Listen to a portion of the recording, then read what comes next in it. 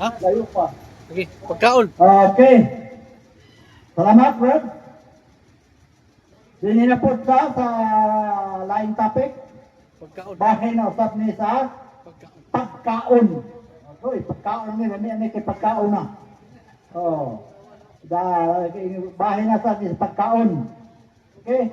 Brad, JR. Bumahay. Buino Migson, maayong hapon. Salamat kayo sa kagayonan din ato na usap nga isgutan.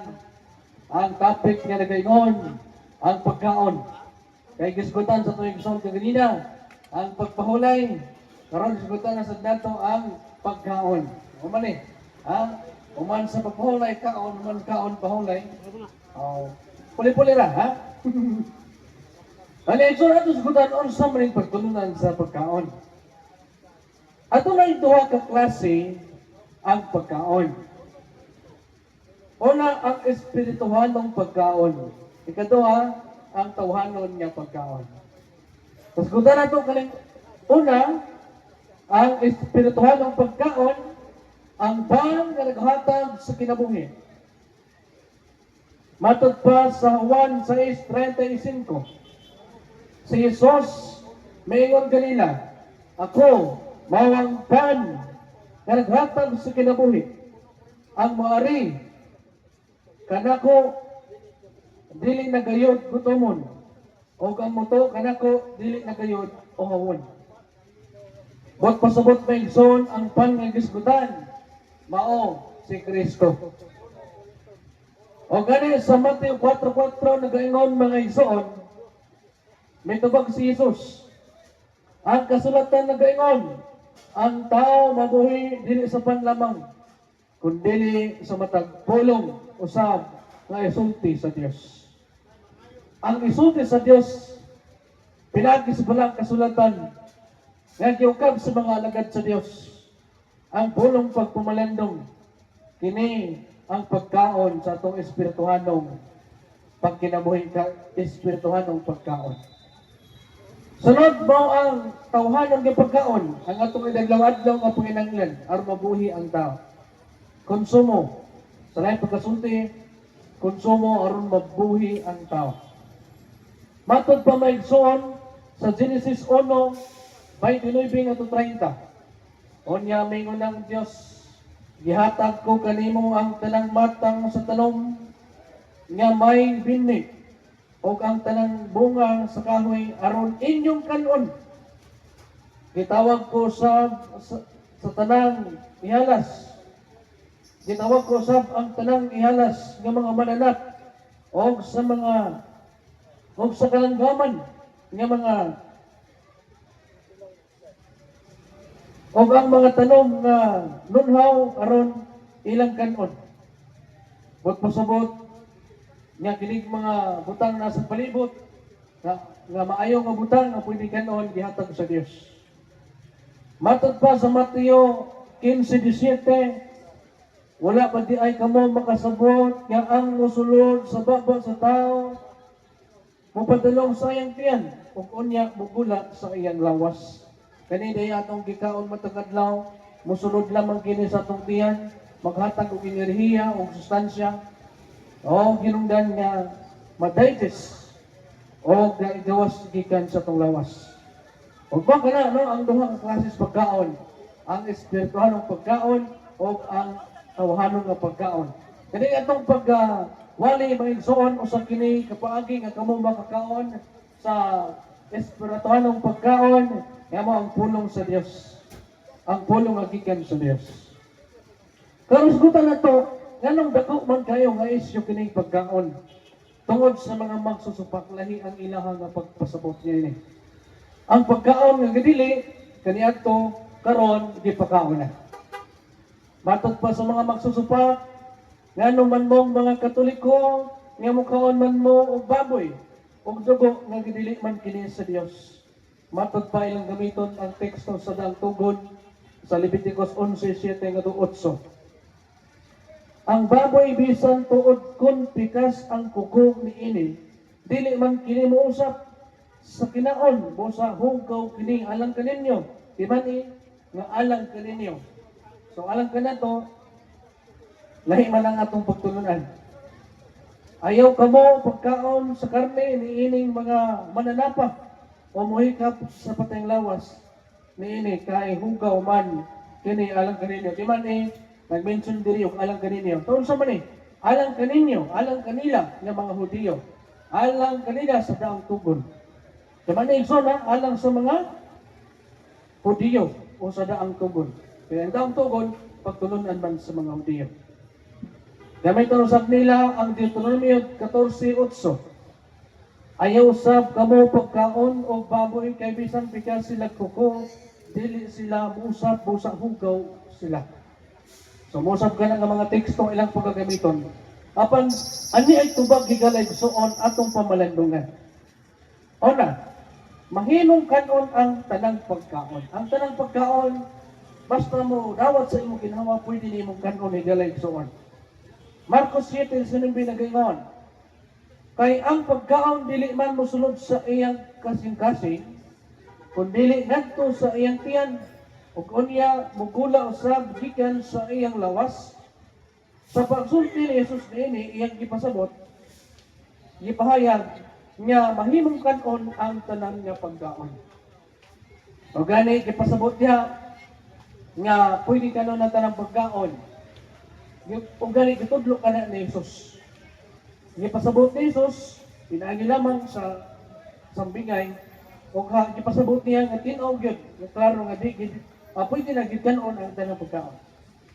Matod pa may sa unang Korinto 10:25, makahimo kamo pagkaon sa bisan unsa nga karne nga gibaligya diha sa merkado.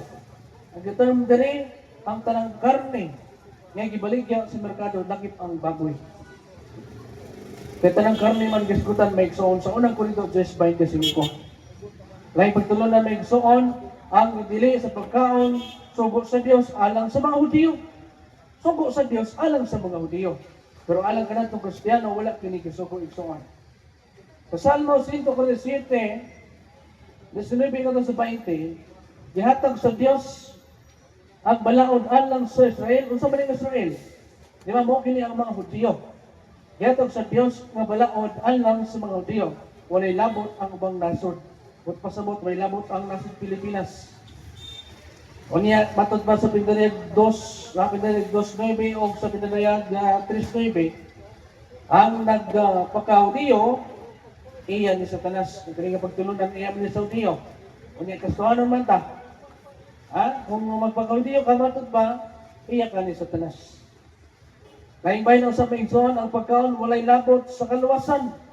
Matod pa maigsoon sa Roma 14:17, kay ang gingarian sa Dios dili pagkaon o pag-inom, kundi pagkamatarong, pagigdait o galipay nga gihatag sa Espiritu Santo. Kung pasabot ang pagkaon, walay labot sa kaluwasan.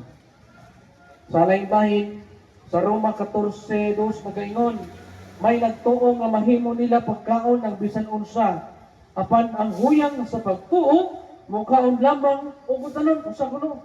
Ang huyang og pagtuo mukaon lamang og utanon. Mga vegetarian huyang og pagtuo. Unay galay suon, huyang kag pagtuo kundi kag kagaon sa karne kay karne aduna po nutrisyon. Ana po aduna po siya ikahatag sa tao. Apan ayaw lang gid palabi kay ang tanang sobra makadaot. Gingon lamang, yung tanang pagkaon, pwede makaon, apan kung magsobra, makasala po ka sa gitawag o gluttony. Kaya kabulaw sa tao, maka-imperno, kaya ganit bahin man sa 7 capital sin, gluttony. Kung yung 7 capital sin, maka-imperno ka na, pamalandungin soon. Kung yung matod pa sa unang Korinto 8:8, ang pagkaon, dili makapatuol ka na itong sa Diyos, dili daot ang dili pagkaon niini o makaayo ang pagkaon niini. Pagpasabot mo kaon manggag sa dili wa tagipugos ang importante nga sa imong pagkaon nahimuot ka o nalipay ka o gipasidunggan nimo ang Dios uban sa pagampo. Kung kanay sila ka importante rin soon nga ang pagkaon uban sa Dios o pagka mapasalamaton uban sa dakong panalangin nga ato nga nadawat ingon man ang pagkaon sa matag adlaw. Matod pa may igsoon sa Buwat 15. ayaw isipa nga mahugaw ang bisan unsa nga gihinluan na sa Dios. Ang tibok kalibutan gihinluan na sa Dios pinagi sa hamiling nga dugo ni Kristo. O gihimo na kitang hinlo katubangan sa Dios kung kita gihinluan man di ay sa Dios. Karon tos gutan unsa man gid ay kining pagtulunan kabahin sa kahinlo o kahugaw. Ang kahinlo mao ang kasing-kasing una-una sa tao nga kinahanglan nga mahinlo. Gisgutan sa 5:8 sa Mateo nga ang kasing-kasing kinahanglan adunay kahinlo. Matud ba?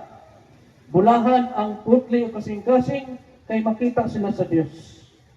Gisgutan usab sa Roma 12:2 ang una-una nga hinlo. Matud pa nigsuon aron masayran ninyo ang kabuton sa Dios. Unsay maayo hingpit og makapahimuot kaniya. Kani panguna-una nga makapahimot ang Dios kanatong pagwali, pagsimba, pagdayon ngadto kaniya usa kani ka hinlo nga panguna-una o hinlo nga kasing-kasing nga makapahilipay sa Ginoo. Matud pa sa bahin, dili makahugaw sa tao ang pagkaon. Marcos 7:19 nagaingon, dili makahugaw sa tao ang muagi sa iyang bagbag o musulod sa iyang tiyan o dili man sa iyang kasing-kasing o magawas naman sa iyang alawas. Sa bahin diha sa Mateo 15:20 nagaingon, dili makahugaw sa tao ang mukaon nga walay panghinaw sa iyang kamot. So di makahugaw. Gawas lang sa taong ludon. Kaya wala gid ang hinaw ni kaon. Kung galing suod pag pumalandong. Karasgutan nato kining kahugaw, kining mga daotang buhat sa tao. Muna ang kahugaw. Muna tinod niya kahugaw. Matod pa may suon, dili makasunod sa giren sa Dios, wala na kay hugaw. Kapuna-huna, hugaw nga mga buhat. Kasgutan sa 1 Corinto 6:9 nga to 10 nagaingon, sa walay duha na sayod kamo nga ang mga dautan dili makasunod sa garihan sa Dios. Ayaw pag limbong kay ang mga tao nga magilawason o nagsimbag mga Diyos o mga mananapaw nagigilawas sa isang lalaki o isang babae, kawatan, hakog o mga palahubog, tigbutang-butang, mga malakpason sa palaod, dili makasunod sa gingarihan sa Dios. Dili makasunod sa gingarihan sa Dios. Ang nagbuhat sa paglapas, kini ang tinuod nga kahugaw sa tao. Kinahanglan nato sa likway aron kita mahimong hinlo katubangan sa Dios. Matod pa sa Marcos 7:20-23. Sige, salamat bro, amping bay bro. Matod pa migsoon sa lamayong pagkikilawas, pagpangawat, pagpatay, Bible roll, pagpatay, pagpanapaw, kakog, pagkadautan, pagpanglimbong, kalaway, kasina, pagpangdaot sa uban, pagkamanggiatason, ingon man ang kabuang, kining tanan nagagikan sulod sa tao, o magini, ang nagapahugaw kaniya, mao dili ang tinuod nga kahugaw igsoon, kining iyahang batasan, nga di palipay ang Diyos mo kay makahugaw, dili ang pagkaon. Niskutan sa may igsoon, sa unang Timoteo, 1:5, ang tuyo ni ining maong pagbibangno, mao nga magbaton kamo gugma gikan sa usakad putli nga kasing-kasing limpyo ang konsensya o tinuod nga pagtuo. Gikan nga nagsoon ngadto na kitay limpyo nga konsensya, ingon nga limpyo nga pagtuo, kinasing-kasing nga pagdawat sa Kristo sa Dios. Kay wala sa pagkaon ang kahugaw o pinlo, kung dili anaan sa kasing-kasing, una sa tao, busa kaon kamo sa bisan unsa nga idalit kininyo matod pa may igsoon sa Lucas 17, pabilin kamo diadtong balaya kaon sa og inom sa ilang idalit kininyo kay ang mamumo kinahanglan ug angay gayon nga suhulan. Lucas 18 nagaingon, kun wadto kamo sa usa ka lungsod og dawaton kamo nila kaon sa idalit kaninyo. Ug sa langbay na usab sa 1 Corinto 10:25 nagaingon, mahimo kamong pagkaon sa bisan unsang karne nga gibaligya diha sa merkado sa walay pagkagad sa inyong konsensya.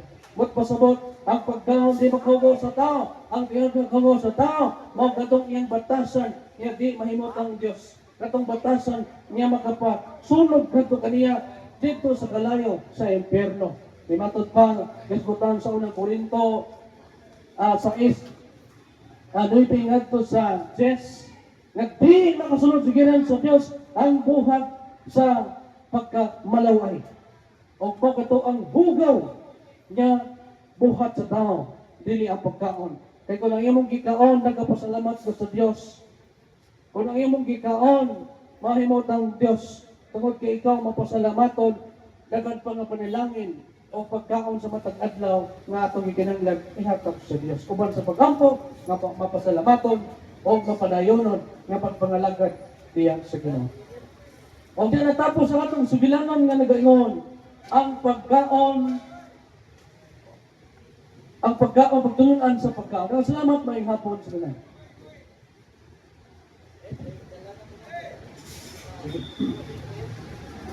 Boy na may soon atong dagong pagpasalamat ingon man sa dagong pagtahong sa namunuan dinhi sa Dakbayan sa Balay-Balay, ilabi na sa tuang City Mayor Attorney Warren G. Pabilaran. Kaya salamat kay Mayor sa pagtugot sa maong paghimong ining rally, ingon man sa pagwali sa mga balita, ingon man dinhi sa terminal, no? Ingon man sa merkado. Kaya salamat sa inyong pagpaminaw, kining inyong alagad sa Bukpersa sa Diocese of Balay-Balay, Catholic Church Center, Bukidnon Chapter. Daghang salamat sa inyong pagpaminaw, kining inyong alagad, Brother GR, nagawad sa itong kauban, Brother Dante, Brother Ruli, o si Tatay Birana. Kining inyong mga alagad, malipayang magwali magkasangyaw, uban sa grasya, o panghinaot sa kaluwasan. Daghang salamat sa mayang hapon, alam sa katapusan, atong itapos pinaagi sa pag-ampo. Kitang tanan, sa ngalan samahan sa anak o sa Espiritu Santo. Amen. Dahil ko ikaw mamahan.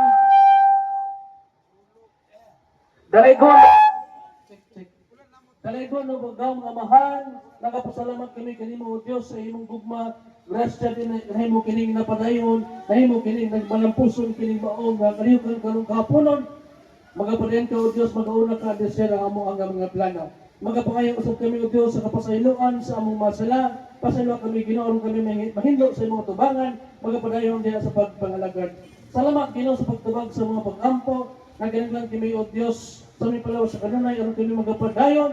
Salamat kay Ginoo o padayon kang magauna at desir kayo ng among mga plano. Ingon mo sa among ginaampo ang namuno sa simbahan at ang Papa Leo, ingon man sa obispo, Bishop na Tuto Petrigosa, tanang kapurian, mga laikong nila kasimbahan, mga kamadrihan, mga CFD, mga laikong Columbus, uban pa sa mga kalihog ng simbahan, ikaw magapanalyaman, magalihog ka, kana mong ginugos uban sa Espiritu Santo. O kinitanan, uban sa pagpangamang sa muhinan sa kanuning panabang, ang manghil sa kalimitan, mabinirit, pray for us. Ngayon masam sa pagtugot sa itong Diyos nga mahal, sa gugma ni Kristo, sa paniglusa sa Espiritu Santo, Diyos nga sa hangtod sa kahangturan. Amen. Sa kalang samahan sana kung sa Espiritu Santo. Amen.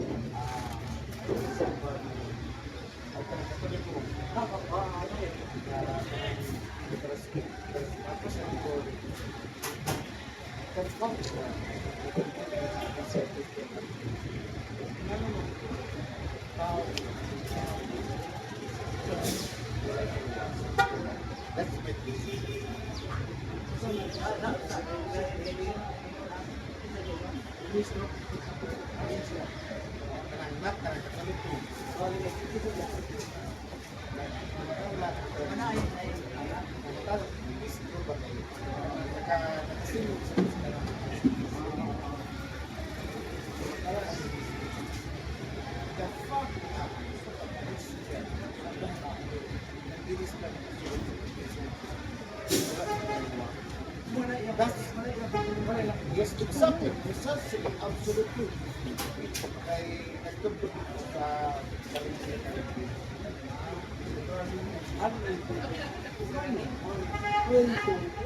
abot na po abot na po 21 na to.